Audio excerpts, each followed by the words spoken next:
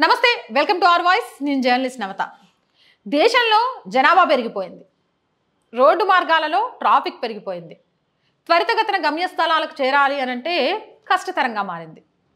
అనూహ్యంగా దేశంలో జనాభా ఎక్కువగా ఉన్న అనేక నగరాలలో ఈరోజు మెట్రో సేవలు అందుబాటులోకి వచ్చాయి. మెట్రో సేవల ద్వారా తమ గమ్యస్థానాలకు చేరుకోవడం చాలా ఈజీగా మారిపోయింది, చాలా తక్కువ టైంలో. ఇలా గమ్యస్థలాలకు చేర్చడంలో మెట్రో సర్వీసెస్ కీలక పాత్ర పోషిస్తున్నాయి అని చెప్పడంలో ఎలాంటి అతిశయోక్తి లేదు. అయితే దేశంలో ఇప్పుడు మొట్టమొదటిసారిగా నీటి అడుగున పరిగెత్తే మెట్రో రైలు సేవలు అందుబాటులోకి వచ్చాయట. ఈ మెట్రో రైలు మార్గాన్ని ప్రధాని మోదీ ప్రారంభించారు. నిన్ననే ప్రారంభించి దాన్ని జాతికి అంకితం చేశారు. ఇవాళ నుంచి ఆ సర్వీసెస్ కూడా స్టార్ట్ అవబోతున్నాయి. ఇక పశ్చిమ బెంగాల్లోని కోల్కతాలో ఈ అండర్ వాటర్ మెట్రో సేవలు అందుబాటులోకి వచ్చాయి. హుగ్లీ నది కింద నిర్మించిన మెట్రో టన్నెల్ గుండా మెట్రో రైలు కదులుతుంది. జార్ మైదాన్, ఎన్ ప్లానెట్ మెట్రో స్టేషన్లను కలుపుతూ 4.8 కిలోమీటర్ల మేర నిర్మించిన ఈ గ్రీన్ లైన్ను మోదీ ప్రారంభించారు. కోల్కతా తూర్పు పశ్చిమ కారిడార్లో ఒక భాగం ఔరా మైదాన్, ఎన్ ప్లానెట్ మార్గంలో మొత్తం 3 స్టేషన్లు ఉన్నాయి. ఆ 3 స్టేషన్లు ఏంటి అంటే హౌరా మైదాన్, హౌరా స్టేషన్ కాంప్లెక్స్, డిపిడి బాగ్. కోల్కతా మెట్రో ప్లానెట్ చాలా ప్రసిద్ధి చెందింది. నది కింద నిర్మించిన అతిపెద్ద టన్నెల్ ఇది. అత్యంత లోతులో నిర్మించిన టన్నెల్ కూడా ఇదే. అత్యంత లోతులో నిర్మించిన టన్నెల్ గుండా మెట్రో స్టేషన్ నిర్మించడము అనేది దేశంలోనే ఇది మొట్టమొదటిసారి. మొత్తం నీటి లోపల 16 మీటర్ల లోతులో ఈ టన్నెల్ని నిర్మించడం జరిగిందట. ఇక దీనికి సంబంధించి GM Uday Kumar Reddy Kolkata metro train MD వివరాలను ఇచ్చారు.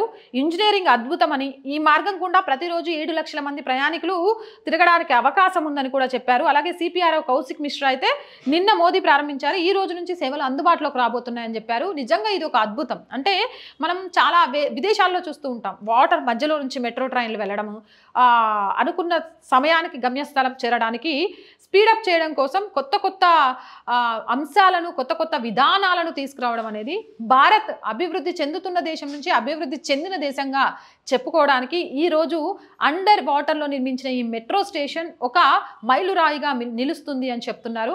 వాటర్ లోపల 16 మీటర్ల లోతులో ఈ మెట్రో టన్నెల్ వేసి ఎప్పుడు దీనికి వల్ల ప్రమాదం రాకుండా కట్టుదిట్టమైన చర్యలతోటి నిన్న మోదీ ఆ ట్రైన్లో కూడా పర్యటించారు. ఒక పక్క నుంచి పశ్చిమ బెంగాల్కి మా ప్రభుత్వం వస్తే ఏం చేయగలుగుతుంది, మా ప్రభుత్వ హయాంలో అభివృద్ధి ఏ విధంగా ఉండబోతుంది అనేది మోదీ చూపించే ప్రయత్నం చేస్తుంటే, మరో పక్క నుంచి ఒక మహిళా ముఖ్యమంత్రి స్థానంలో ఉండి మహిళలను అవమానించే వాళ్ళను, అవినీతి చేసే వాళ్ళను కాపాడుతూ దిగజారుతుంటే మోదీ గ్రాఫ్ పెరుగుతూ ఉందట.